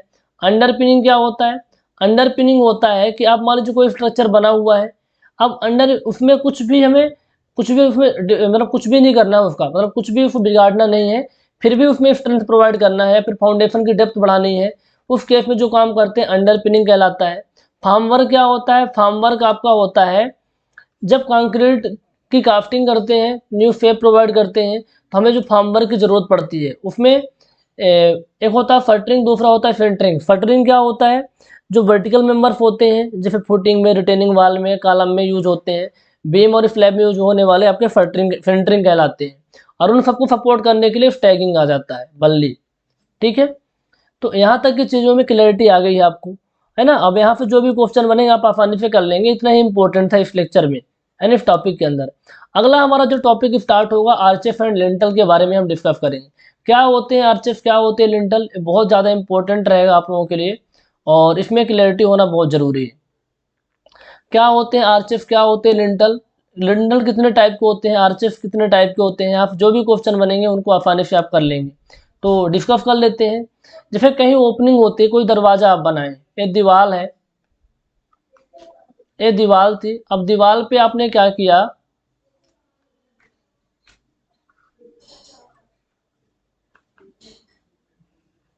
ये आपका क्या था, ये मान लीजिए दीवार थी, अब बीच में आपने ओपनिंग की है दरवाजे के लिए, तो यहाँ पर आप क्या प्रोवाइड करते हैं, यहाँ पर आप या तो आप लिंटल प्रोवाइड करते हैं या तो आर्चेस प्रोवाइड करते हैं। ठीक है, कुछ ना कुछ तो प्रोवाइड करेंगे ताकि ऊपर के लोड को सह पाए, ऊपर के लोड को बियर कर पाए, ऊपर को लोड को बियर करे, यानी ऊपर को लोड को ले करके ट्रांसफर कर दे, साइड में कॉलम बना हो तो कॉलम को ट्रांसफर कर दे, ठीक है, साइड में वाल्स बने तो वाल्स को ट्रांसफर कर दे। तो ये हम बनाते हैं, ये हम बनाते हैं। जैसे यहाँ देखिए सिंपल है, यदि ऐसे प्लेन रहेगा प्रॉपर तो ये आपका लिंटल हो जाएगा, कर्व शेप में रहेगा तो आर्चेस हो जाते हैं, इसके अंदर कुछ ज़्यादा डिफरेंस नहीं है। तो आर्च एंड लिंटल, अब ये देखिए जैसे यहाँ पर आप देखिए ये क्या है, आर्चेस बनाए गए हैं, ये आर्चेस बनाए गए हैं, ये आपके आर्चेस होते हैं। आर्चेस क्या करते हैं, आर्चेस का काम होता है कि जो ऊपर से लोड आएगा इस लोड को लेंगे और लिटरली इधर सब क्या करते ट्रांसफर कर देंगे। ये जो कॉलम बने हुए हैं इन कॉलम पे लोड आ जाएगा, इन कॉलम पे लोड डिस्ट्रीब्यूट हो जाएगा। बस यही काम होता है। ये कहाँ प्रोवाइड करते हैं, जितना ओपनिंग की लेंथ होती है उस लेंथ में प्रोवाइड किया जाता है। ए craft the length of opening वहाँ प्रोवाइड किया जाता है। तो आर्च के बारे में कुछ लिखना है तो आप लिख सकते हैं an arch is a structure which is constructed to span a craft an opening. जो हमारा ओपनिंग का स्पान होता है उसी में कंस्ट्रक्ट किया जाता है आर्च को, उसी में आर्च को कंस्ट्रक्ट किया जाता है। अब आर्च के बारे में बहुत सारी खूबसूरत बातें बताऊंगा, बहुत अच्छे से बताऊंगा, उनको अच्छे समझना है, बहुत अच्छे से क्लैरिटी आपको आ जाएगी। और चीज़ों में क्लैरिटी आ गई तो काम हो जाएगा आप लोगों का। चीज़ों में एक बार क्लैरिटी आ गई तो बहुत अच्छे समझ में आ जाएंगी चीज़ें। मैं दिखा देता हूँ आपको, एक इमेज है। आर्च तो क्लियर हो गया ना? यदि आर्च क्लियर हो गया तो जब थोड़ा सा वेट करिए, बस 1 मिनट। अब मैं यहाँ कुछ चीज़ें बताऊंगा लिख लिख करके, बाकी पीपीटी में तो लिखा ही हुआ है, आपको थोड़ी सी अच्छे से क्लैरिटी आ जाए। ताकि देखो ये यहाँ पास एक मेंबर आपको दिख रहा होता है, जो आर्चेस होते हैं, ये पूरा का पूरा आर्च है, बहुत सारा इसमें नामकरण किया हुआ है। अभी समझ में नहीं आएगा लेकिन चीज़ों में क्लैरिटी आ जाएगी, थोड़ा सा टाइम देंगे तो। ये क्या होते हैं, जैसे इधर देखो, एक फ्रीज ऑफ आर्च दिखाता हूँ मैं आपको। ये फ्रीज ऑफ आर्च है। ये जो फ्रीज ऑफ आर्च है ना, इस फ्रीज ऑफ आर्च में इसमें दो चीज़ें होंगी। मान लीजिए टोटल लेंथ ऑफ आर्च है, तो एक तो हमारा एंड सपोर्ट ए है, दूसरा हमारा एंड सपोर्ट ए है। एंड सपोर्ट को अपन बोलते हैं अबटमेंट। क्या बोलते हैं? अबटमेंट। एंड सपोर्ट को अपन क्या बोलते हैं? अबटमेंट बोलते हैं। एंड सपोर्ट को क्या बोलते हैं? अबटमेंट बोलते हैं। और बीच में जो सपोर्ट्स होते हैं इनको पियर्स बोला जाता है। क्या बोला जाता है? पियर्स बोला जाता है। तो दो चीजें क्लियर होनी चाहिए, जो इंटरमीडिएट सपोर्ट होते हैं उनको पियर्स बोला जाता है, जो एंड सपोर्ट होते हैं उनको अबटमेंट बोला जाता है। क्या बोला जाता है? अबटमेंट बोला जाता है। ठीक है, अबटमेंट बोला जाता है। अब यहाँ पर आप देखना, बाकी की चीजें मैं आपको लिख करके बताता हूँ, बाकी की चीजें मैं आपको नीचे बताता हूँ। देखिए जो आपका अबटमेंट होता है ना, अबटमेंट कुछ ऐसे अपना है। अबटमेंट कैसे है? अबटमेंट कुछ ऐसे रहता है, इस तरीके से कुछ शेप में रहता है अबटमेंट। ठीक है, ये आपका अबटमेंट है। नीचे की तरफ आपको दिखाना पड़ेगा ना।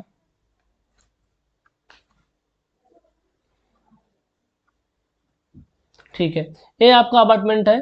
तो इस अबटमेंट, इसको तो जो इंड सपोर्ट है इसको अबटमेंट बोलेंगे, लेकिन इसका एक सरफेस पे इंक्लाइंड रखा जाता है, इंक्लाइंड होता है। जो इंक्लाइंड सरफेस होता है ना, इसको स्क्यू बैक बोलते हैं। क्या बोलते हैं? स्क्यू बैक बोलते हैं। यहाँ पास लिखा हुआ है स्क्यू बैक बोलते हैं। जो इंक्लाइंड सरफेस होता है इसको क्या बोलते हैं? स्क्यू बैक बोलते हैं। स्क्यू बैक इसमें होता है जो अबटमेंट में इंक्लाइंड सरफेस होता है, इसको स्क्यू बैक बोला जाता है। इस वाले पोर्शन को स्क्यू बैक बोला जाता है। जिसके ऊपर क्या करेंगे, इसी स्क्यू बैक के ऊपर आप क्या करेंगे, स्टोन की मदद से, ब्रिक की मदद से आर्चेस बनाएंगे। क्या करेंगे, इसके ऊपर स्टोन रखते जाएंगे, जैसे यहाँ पर रखे गए हैं, ये स्टोन रखे गए हैं, फिर क्या हुआ, आर्चेस बनाए गए हैं। तो यहाँ पर दो स्क्यू बैक आपको मिल रहे हैं, दोनों साइड में स्क्यू बैक आपको मिलेंगे। ठीक है, यहाँ भी स्क्यू बैक है, यहाँ भी आपका इंक्लाइंड सरफेस है, इसको भी स्क्यू बैक कहते हैं। तो स्क्यू बैक समझ में आ गया। ठीक है, अब दूसरा हम एक पॉइंट आपको बताने वाले हैं, दूसरा हम आपको एक पॉइंट बताने वाले हैं, स्प्रिंगिंग पॉइंट। स्प्रिंगिंग पॉइंट, ठीक है, ऊपर सारी चीजें लिखी हैं। पहला हमने क्या डिस्कस किया आपको, पहला हमने आपको बताया अबटमेंट क्या होता है, दूसरा मैंने बताया आपको स्क्यू बैक क्या होता है, तीसरा हम आपको बताने वाले हैं springing point. Springing point, springing point क्या होता है, जिस पॉइंट पर, ठीक है, अबटमेंट के जिस पॉइंट से आप क्या करते हैं, जिस पॉइंट से आपका कर्व स्टार्ट होता है, कहने का मतलब यहाँ पास से आप स्टोन रखेंगे, आपने यहाँ पास स्टोन रखा, तो इस पॉइंट से आपका क्या होगा, इस पॉइंट से आपका क्या होगा, कर्व स्टार्ट होना शुरू हो जाएगा ना। इस पॉइंट से कर्व स्टार्ट होगा, इस पॉइंट से कर्व स्टार्ट होगा, इस पॉइंट को बोलते हैं स्प्रिंगिंग पॉइंट। तो वो पॉइंट जहाँ से आर्च का कर्व स्टार्ट होता है, वो पॉइंट जहाँ से आर्च का कर्व स्टार्ट होता है स्प्रिंगिंग पॉइंट कहते हैं। ये चीज़ें क्लियर हो गई। अब एक अबाटमेंट हमारा ये है, दूसरा अबाटमेंट ये है। तो हमारा जो स्प्रिंगिंग पॉइंट है, एक स्प्रिंगिंग पॉइंट हमारा ये हुआ, दूसरा स्प्रिंगिंग पॉइंट ये हुआ। तो स्प्रिंगिंग पॉइंट को मिलाने वाली लाइन को स्प्रिंगिंग लाइन कहा जाता है। स्प्रिंगिंग पॉइंट को मिलाने वाली लाइन को स्प्रिंगिंग लाइन कहा जाता है। ठीक है, स्प्रिंगिंग लाइन कहा जाता है। कोई दिक्कत, कोई दिक्कत नहीं, समझ में आ गया। ये आपका अबाटमेंट था, हो सकता है अबाटमेंट ना हो, है ना, बीच का कोई इंटरमीडिएट सपोर्ट है, क्योंकि आगे इंटरमीडिएट सपोर्ट होंगे और होंगे, लास्ट में अबाटमेंट होगा। इन सपोर्ट को बोलते हैं। तो ये आपका अबटमेंट है, ये आपका क्या है, ये आपका क्या है, पियर्स है। ये क्या है, आपके पियर्स हैं।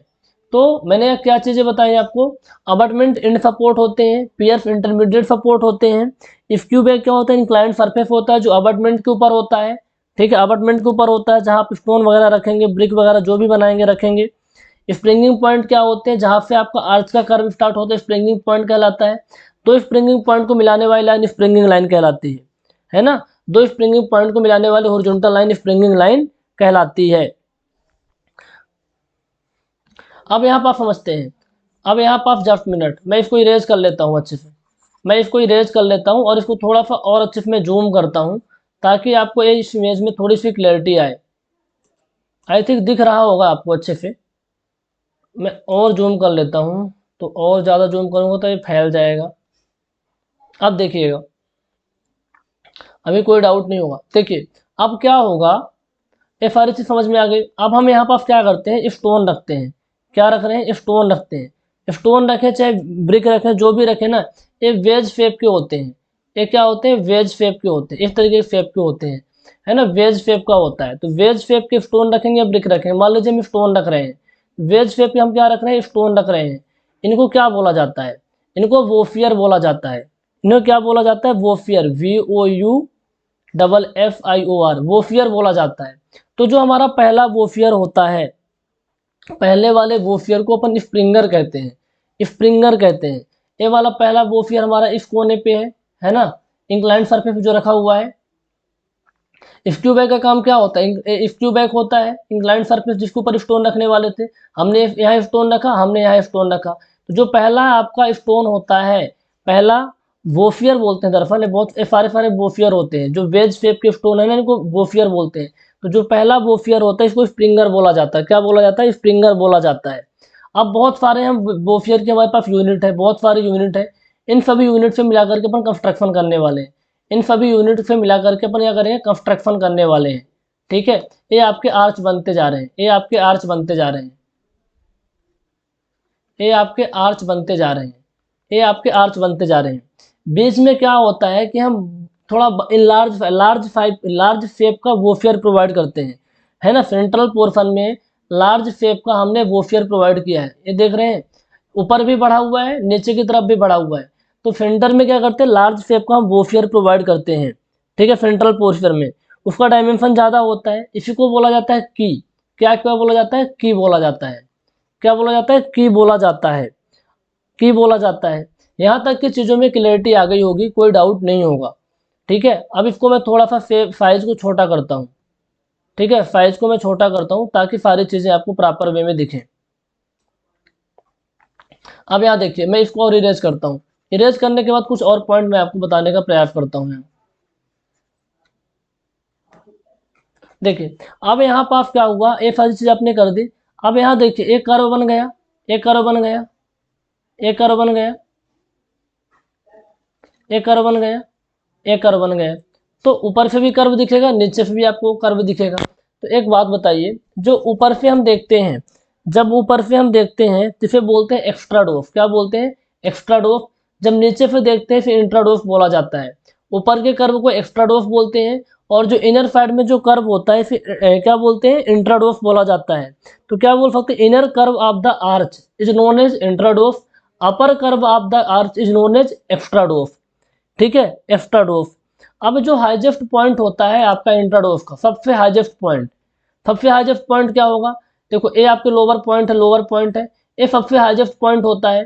सबसे हाईएस्ट पॉइंट आपका एक्स्ट्राडोफ का क्या है, यही वाला पॉइंट है, इसे क्राउन बोला जाता है।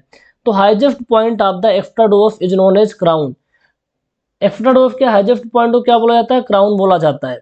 यहाँ तक की चीजें क्लियर है, यहाँ तक की चीजें क्लियर है। अच्छा, स्पान क्या होता है, दो सपोर्ट के बीच की जो क्लियर डिस्टेंस होती है फिर स्पान बोला जाता है। ठीक है, स्पान बोला जाता है, यहाँ तक कोई डाउट नहीं।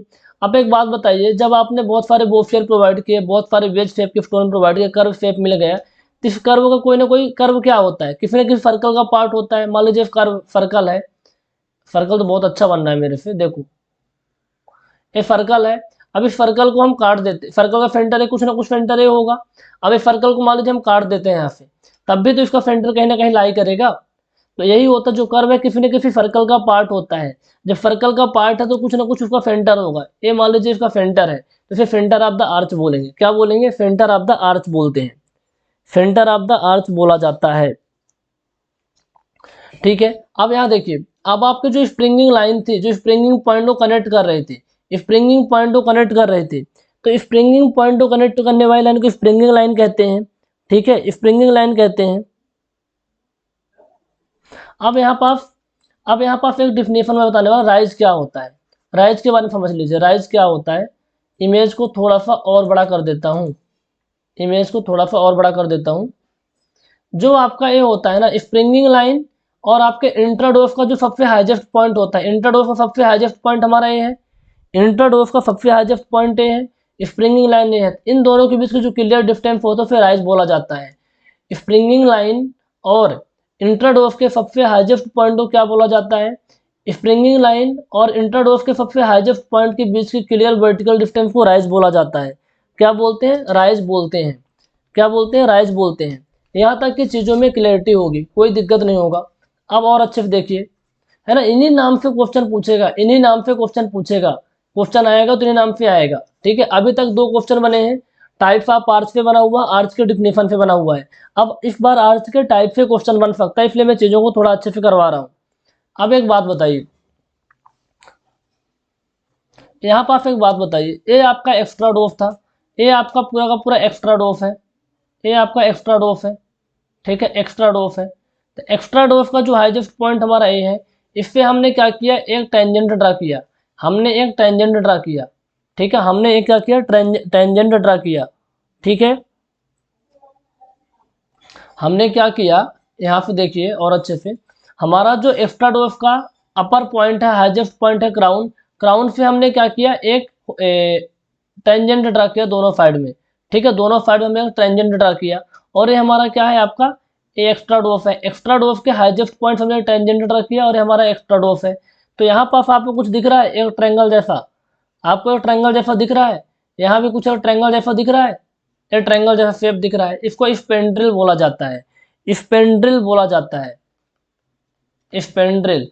डिफिनेशन में कई बार पूछ सकता है, तो आप बता सकते हैं कि जो हमारा एक्स्ट्रा डोफ होता है, एक्स्ट्रा डोफ का जो हाईएस्ट पॉइंट होता है क्राउन होता है, क्राउन से हमने टेंजेंट ड्रा किया, तो उस टेंजेंट से जाने वाली लाइन और एक्स्ट्रा डोज के बीच जो एक ट्रायंगुलर बनता है, इरेगुलर शेप का, प्रॉपर शेप तो नहीं है लेकिन इरेगुलर शेप का जो टेंजेंट ट्रायंगल बनता है, त्रिभुज बनता है, इसको स्पेंड्रिल कहा जाता है, स्पेंड्रिल कहा जाता है।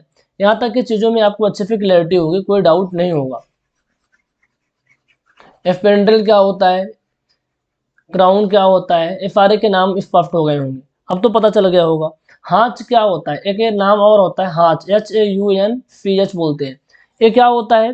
जो आपका एक आर्च होता है ना, आर्च का जो लोअर हाफ पोर्शन होता है, हालांकि इस कंप्लीट को ही बोला जाता है आपका हाच, इस वाले को, और कई बार इस आधे पोर्शन को भी हाच बोला जाता है। ठीक है, ये क्या होता है? अब यहाँ पे ऐसे नहीं पूछेगा, आप तो यहाँ देख के बता देते हैं ना, वो पूछेगा, क्या पूछेगा कि उस पोर्शन का नाम बताओ, क्या हो गया, उस पोर्शन का नाम बताओ जो क्राउन और स्क्यू बैक के बीच में है, उस पोर्शन का नाम बताओ जो क्राउन और स्क्यू बैक के बीच में है, उसे क्या बोलेंगे? क्राउन और स्क्यू बैक के बीच में है, उसको हाथ बोला जाता है। तो आई थिंक सारे के सारे पॉइंट क्लियर हो गए। ठीक है, अब एक चीज और बता देता हूँ, डेप्थ, डेप्थ क्या होती है? इंट्राडोफ, ये आपका एक्स्ट्राडोफ है और ये आपका इंट्राडोफ है, इन दोनों के बीच के जो परपेंडिकुलर डिस्टेंस बोल सकते हैं, इंट्राडोफ एंड एक्स्ट्राडोफ के बीच जो परपेंडिकुलर डिस्टेंस होती है, इसको डेप्थ बोला जाता है। क्या बोलते हैं? डेप्थ बोला जाता है। एक होता है इम्पोस्ट, इम्पोस्ट क्या होता है? इम्पोस्ट क्या होता है? जो आपका पियर होता है ना, पियर का कुछ जो पार्ट है प्रोजेक्टेड होता है, आप और अच्छे से देखेंगे, जो प्रोजेक्टेड पार्ट होता है ना हमारा, जो पियर होता है, इस पियर का थोड़ा सा पार्ट बढ़ा हुआ होता है, इसको इम्पोस्ट बोला जाता है। क्या बोलते हैं? इम्पोस्ट बोला जाता है। तो सारे के सारे टर्म आपके क्लियर हो गए हैं। ठीक है, सारे के सारे टर्म आपके अच्छे से क्लियर हो गए हैं। ठीक है, जो भी इस पे कुछ क्वेश्चन बन सकते थे वो सारे क्वेश्चन हमने आपको बता दिए हैं, इनको अच्छे से रिवीजन कर लीजिए, समझ लीजिए, सारे के सारे क्वेश्चन आपके बन जाएंगे, कोई भी क्वेश्चन नहीं छूटने वाला।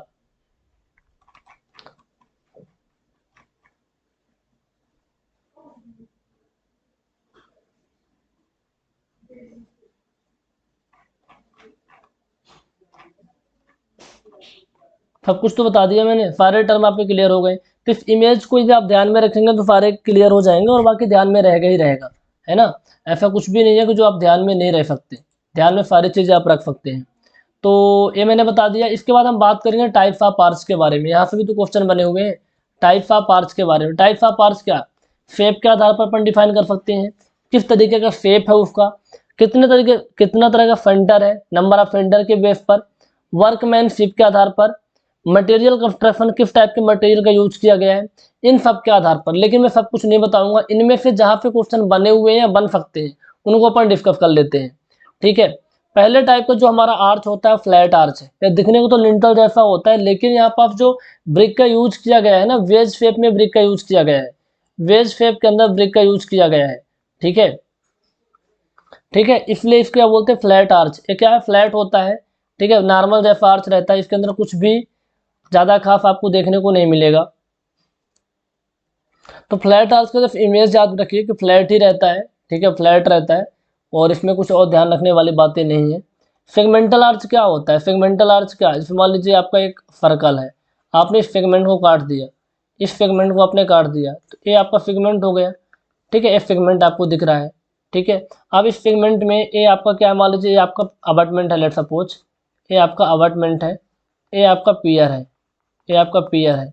तो ये आपका क्या होगा, ये आपका इंक्लाइंड सरफेस होगा, स्क्यू बैक होगा, स्प्रिंगिंग पॉइंट बोल देंगे, और स्प्रिंगिंग पॉइंट को मिलाने वाली लाइन स्प्रिंगिंग लाइन हो जाएगी। तो इसका जो सेंटर लाई करेगा, कहाँ लाई करेगा, स्प्रिंगिंग लाइन के नीचे लाई करेगा, यहाँ कुछ लाई करेगा ना सेंटर, तो इसका सेंटर यहाँ लाई करेगा। तो यही क्वेश्चन बन सकता है, सेंटर ऑफ सेगमेंटल आर्च कहाँ सिचुएटेड होता है, स्प्रिंगिंग लाइन के नीचे होता है। ये स्प्रिंगिंग पॉइंट को कनेक्ट करने वाली लाइन को स्प्रिंगिंग लाइन कहते हैं। ये आपकी स्प्रिंगिंग लाइन हो गई, और सेंटर हमारा कुछ यहाँ बनेगा, क्योंकि सेगमेंट तो ये है ना आपका, इसका ये वाला पोर्शन आपका है जो यहाँ आपको दिख रहा है। दूसरा semi circular arch. Semi circular arch के केस में क्या होता है, ये पूरा का सेमी सर्कुलर क्या होता है, सेमी सर्कुलर पार्ट है, तो ये आपका स्प्रिंगिंग लाइन होगा ना, यहाँ से ये वाली स्प्रिंगिंग लाइन होगी, मैं रेड कलर ले लूँ, ये स्प्रिंगिंग लाइन होगी, तो स्प्रिंगिंग लाइन पर ये होता है, यहाँ पर इसका सेंटर क्या होगा, स्प्रिंगिंग लाइन पर होगा। तो सेमी सर्कुलर आर्च में क्या होता है, स्प्रिंगिंग लाइन पे होता है। इन्वर्टेड आर्च कहाँ प्रोवाइड करते हैं, ये फॉइल की बेयरिंग कैपेसिटी को बढ़ाने के लिए इन्वर्टेड आर्च प्रोवाइड किए जाते हैं, है ना। इन्वर्टेड आर्च कहाँ प्रोवाइड करते हैं, फॉइल की बियरिंग कैपेसिटी को बढ़ाने के लिए। तो इन्वर्टेड आर्च के बारे में पता होना चाहिए। हार्सफू आर्च, हार्सफू आर्च क्या होता है, जो हार्सफू शेप के होते हैं, इस तरीके के शेप बफ ध्यान में रखिए, शेप बफ, ये हार्सफू आर्च कहलाते हैं, ठीक है।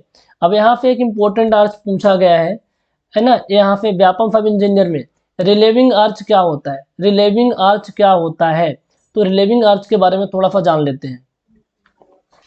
रिलेविंग आर्च कहाँ प्रोवाइड किया जाता है, रिलेविंग आर्च प्रोवाइड किया जाता है फ्लैट आर्च के ऊपर, फ्लैट आर्च के ऊपर प्रोवाइड किया जाता है, लकड़ी का मेंबर होता है स्ट्रेंथ को बढ़ाने के लिए। Above flat arch on a wooden lintel to provide greater strength, strength को बढ़ाने के लिए फ्लैट आर्च के ऊपर लकड़ी का मेंबर प्रोवाइड किया जाता है, लकड़ी का लिंटल कह सकते हैं। रिलेविंग आर्च क्या होता है, फ्लैट आर्च के ऊपर स्ट्रेंथ को बढ़ाने के लिए लकड़ी का लिंटल प्रोवाइड किया जाता है, वुडन का लिंटल प्रोवाइड किया जाता है, तो फिर रिलेविंग आर्च कहते हैं, ठीक है। लकड़ी का लिंटल खराब हो गया, आप उसको रिप्लेस कर सकते हैं, बिना स्ट्रक्चर को डिमोलिश किए, कुछ भी किए बिना आप उसको डायरेक्टली रिप्लेस भी कर सकते हैं। तो पूछा हुआ था कि किस टाइप का आर्च लकड़ी का होता है, रिलेविंग आर्च, है ना, रिलेविंग आर्च। बस इतना ही ध्यान में रखना है नाम आपको, इतना ही ध्यान में रखना है, आपके सारे के सारे क्वेश्चन बन जाएंगे।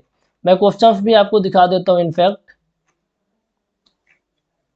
ये क्वेश्चन आया हुआ है, the type of arch generally constructed over a wooden lintel, over a wooden lintel. तो relieving arch, semi circular arch, rubble arch, segmental arch, आपका रिलेविंग आर्च हो जाएगा। जो वुडन लिंटल का बनाया जाता है क्या होता है, रिलेविंग आर्च होता है, ठीक है, रिलेविंग आर्च। अच्छा, ये तो चीजें क्लियर हो गई। अब हम लिंटल के बारे में थोड़ा सा जान लेते हैं। लिंटल क्या होता है, एक लिंटल एक beam, lintel is a beam placed across the opening like door window, वही चीजें होती है। जब अपन डोर बनाते हैं, विंडो बनाते हैं, तो ऊपर के लोड को बियर करने के लिए, साइड में डिस्ट्रीब्यूट करने के लिए, जैसे ए आपका है, तो ये आपका मान लो, ये हम मान लेते हैं कॉलम है, वाल का पोर्शन है, ये हम बीच में जो प्रोवाइड करेंगे ना, ये बीच में प्रोवाइड करेंगे। बीच में हम क्या प्रोवाइड कर रहे हैं, एक बीच में प्रोवाइड कर रहे हैं जो हॉरिजॉन्टल बीम, इसी को लिंटल बोलते हैं। लिंटल क्या करेगा, लोड को लेगा और साइड में जो आपका बीम होगी, साइड में जो कॉलम होगा या फिर वॉल होगी वो डिस्ट्रीब्यूट कर देता है। The lintel is a beam plate across the opening like door Windows in a building support the load from the structure above. जो अपने ऊपर का स्ट्रक्चर का लोड होता है ना उसको लेगा और साइड में ट्रांसफर कर देगा, बस इतना ही काम होता है। अब एक क्वेश्चन पूछा जाता है कि लिंटल कितने में प्रोवाइड करेंगे, हाफ ऑफ द ओपनिंग में, 1/3 ऑफ द ओपनिंग में, टोटल ओपनिंग में। तो वही बात यहाँ लिखी हुई है। जो विड्थ ऑफ लिंटल होता है, the width of lintel is equal to the width of wall. जितनी वॉल की विड्थ होती है ना उतनी ही क्या होती है, लिंटल की विड्थ होती है, उतनी ही लिंटल की विड्थ होती है। And the ends of it is built into the wall. ठीक है, मतलब वही चीज है, जो विड्थ ऑफ लिंटल होगा विड्थ ऑफ वॉल के बराबर होगा, एंड ऑफ द वॉल पर ही, मतलब जैसे वॉल की विड्थ का एंडिंग होगा वैसे ही लिंटल की विड्थ का एंडिंग होता है। ठीक है, ये चीजें ध्यान में रखना है आपको। अब यहाँ इमेज ये देख लीजिए, ये आपका देख लीजिए, ये आपका लिंटल है, ये आपका लिंटल है। ठीक है, लिंटल, अब लिंटल की बियरिंग कितनी होती है भैया, लिंटल की बियरिंग क्या होती है, लिंटल की बियरिंग में 3-4 कंडीशन है। इन तीनों कंडीशन का मिनिमम होता है या 10 सेंटीमीटर, या फिर हाइट ऑफ बीम, या फिर जो स्पान होता है लिंटल का, लिंटल को जो स्पान है, लिंटल को जो स्पान है उसका 1/10 टू 1/12 वाला पार्ट। ठीक है, इन तीनों को आप निकाल लो। पहला आप निकालो 10 सेंटीमीटर, बीम की हाइट मान लीजिए x सेंटीमीटर कुछ भी है, 1/10 जो स्पान होगा लिंटल का, लिंटल के जो स्पान हो गए, लिंटल के स्पान के 1/10 टू 1/12, 1/10 या फिर 1/12 है ना, 1/10 टू 1/12 ये वाला पार्ट आप निकाल लेंगे। इन दोनों का जो मिनिमम होगा, इन तीनों का जो मिनिमम होगा वो आप बियरिंग लेते हैं, बियरिंग लेते हैं। तो ये भी चीज़ों में क्लैरिटी आपकी होनी चाहिए। ठीक है, क्लैरिटी होनी चाहिए। ठीक है, कितने टाइप के लिंटल हो सकते हैं, टिम्बर लिंटल होता है, स्टोन लिंटल होता है, ब्रिक लिंटल होता है, रेनफोर्स्ड ब्रिक लिंटल होता है, स्टील लिंटल होता है, रेनफोर्स्ड सीमेंट कंक्रीट लिंटल होता है। मतलब किससे किससे बना सकते हैं, लकड़ी का बना सकते हैं, पत्थर का बना सकते हैं, ईंटा का बना सकते हैं, सरिया का बना सकते हैं, है ना, आरसीसी का बना सकते हैं। तो आपके according to building construction types of lintel classify किया गया है। ठीक है, इस क्वेश्चन पे आते हैं, जो क्वेश्चन मुद्दे की बात है जहाँ पे क्वेश्चन बना हुआ है। is a beam that support the brickwork over opening of door, window and passage, है ना। इस beam that support the brick over a opening of door, मान लीजिए ओपनिंग ऑफ डोर के ऊपर, विंडो का जो ओपनिंग होता है उसके ऊपर, या पैसेज के ओपनिंग के जो ऊपर जो टोटल लोड होता है, ब्रिक वर्क का जो लोड होता है कौन बियर करता है, पर्लिन्स बियर करता है, गार्डर बियर करता है, राफ्टर बियर करता है, लिंटल्स, लिंटल क्या होता है, पर्लिन क्या होता है, गार्डर क्या होता है, राफ्टर, सारी चीजें मैंने बता दी है बिल्डिंग कंस्ट्रक्शन के अंदर। ठीक है, पता होना चाहिए। अब आप ऑनलाइन क्लास के अंदर मस्ती कर रहे हैं ना, ऑफलाइन में होता तो मैं खड़ा करवा देता आपको, बट अब आप ऑनलाइन के अंदर हैं। ठीक है, तो आपको फेमफेयर होगी, चीज़ों को याद रखना है जब कुछ भी पूछे, मतलब अब तक की जितनी भी क्लास हो गई है ना, 7-8 घंटे की जितनी भी क्लास है, सबको आपको डेटा याद रहना चाहिए, तभी तो आप क्वेश्चन कर पाएंगे। अब इनको पढ़ करके ना आपको शॉर्ट नोट्स बना लेना है, शॉर्ट नोट्स बना लेना, नहीं एग्जाम के 10 दिन 15 दिन जब बचते हैं कुछ हवा नहीं लगती, सारी चीज़ें भूल जाएंगे, है ना। टोटल 10 पेज के अंदर बिल्डिंग कंस्ट्रक्शन के शॉर्ट नोट्स बना लीजिए। ठीक है, शॉर्ट नोट्स बना लीजिए और बहुत अच्छे से उनको रिवीजन कर लीजिए और क्वेश्चंस कर लीजिए। बस इतना काम कर लेंगे तो हो जाएगा, सिंगल क्वेश्चन बिल्डिंग कंस्ट्रक्शन का नहीं छूटेगा। इतना अच्छे से मैंने डेप्थ के अंदर सारी चीज़ें करवा दी हैं सिंपल लैंग्वेज में, तो आपको लिख के रखना है इन सारी चीज़ों को शॉर्ट नोट्स के अंदर। यहाँ पर फिर और क्वेश्चन पूछा गया है कि आर्चरिंग क्या होता है, a circular course farming N arch, मतलब उस सर्कुलर कोर्स का नाम होता है जो आर्च को फॉर्म करता है। देखो, स्पेंड्रल क्या होता है, ट्रेंगुलर पोर्शन होता है, ये तो होगा नहीं। राइज क्या होता है, स्प्रिंगिंग लाइन, और जो हमारा इंट्राडोर्स का हाईएस्ट पॉइंट होता है उसके बीच की वर्टिकल डिस्टेंस होती है। ये आपको देखो समझा देता हूँ, यहाँ पास डाउट आएगा बच्चों को। ये आपकी स्प्रिंगिंग लाइन है, ये आपका आर्च है। ठीक है, यहाँ पर आप जो वोफियर प्रोवाइड करते हैं, ये आपका कुछ वोफियर ऐसे रहता है, मतलब समझ लो आप, जस्ट मिनट, बढ़ा रहता है।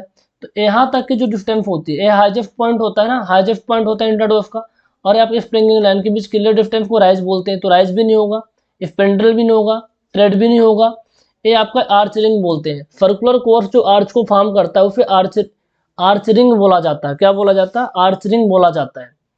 Which one of the correct if following statement is incorrect about wooden lintel, wooden lintel के बारे में इनकरेक्ट स्टेटमेंट बताइए। Wooden lintel can not support heavy load, wooden lintels are widely used in construction, wooden lintels are not much used, wooden lintels are not fire proof.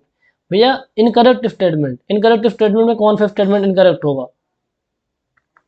आपका B number होगा, है ना, widely used in construction, ये वाला आपका incorrect statement में आएगा wooden lintel का। बाकी तो समझ में आ रहा है कि क्या कर सकता है क्या नहीं कर सकता।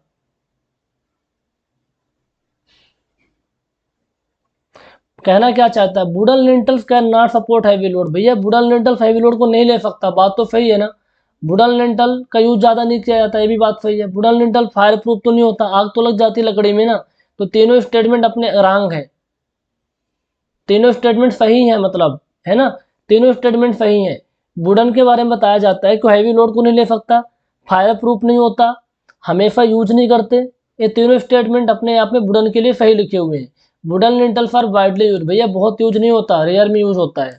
ठीक है, सब आरसीसी का यूज करते हैं आजकल, आरसीसी का। तो ये वाला चैप्टर आपका होता है कंप्लीट, ये वाला चैप्टर कंप्लीट होता है। नेक्स्ट चैप्टर के अंदर आपके मैफनरी वाले टॉपिक को अच्छे से कर लेंगे। ठीक है, मैफनरी वाला टॉपिक बचा हुआ जो कि बिल्डिंग मटेरियल मैंने करवाया नहीं था, इसको कर लेंगे, बहुत इंपॉर्टेंट है, 30 से 40 मिनट का टॉपिक होगा और उनके क्वेश्चंस भी कर लेंगे, उनके क्वेश्चंस भी कर लेंगे, सारी चीज़ें क्लियर हो जाएंगी। तो बिल्डिंग कंस्ट्रक्शन का एक ही चैप्टर है मैफनरी, जो कि 1 घंटे का टॉपिक है, ये कंप्लीट हो जाएगा। थोड़ा सा फाउंडेशन के बारे में देख लेंगे, फाउंडेशन हालांकि आपने सॉइल मैकेनिक्स में पढ़ रखा है, तब भी वहाँ से काम हो जाएगा। मैफनरी वाला इंपॉर्टेंट है, इतना करवा देंगे आपका काम हो जाएगा, सारे के सारे क्वेश्चन आपके बन जाएंगे। ठीक है, कर लीजिए इसको अच्छे से। कोई भी क्वेरी होती है आप 9340888429 पे आप व्हाट्सअप कर सकते हैं, कॉल कर सकते हैं। 7997208333 इन नंबर पे आपको बिना मतलब कॉल नहीं करना है, जब जरूरत रहे तभी कॉल करिए, है ना, हर छोटी छोटी बातों के लिए कॉल नहीं करना है। आप व्हाट्सअप कर दीजिए, कोई सी भी बात होगी आपको रिप्लाई मिल जाएगा, लेकिन बार बार कॉल करना है, जो कि इंपॉर्टेंट कोई बात है उस पर कॉल करना है। ठीक है, और करते रहिए, एग्जाम पास में है, और रिवीजन और प्रैक्टिस करिए, साथ में टेस्ट भी लगाइए, टेस्ट सीरीज भी 10 विल पॉइंट टेप पे आ चुकी है ना, आप वहाँ पे परचेस कर सकते हैं। Okay, thank you so much guys.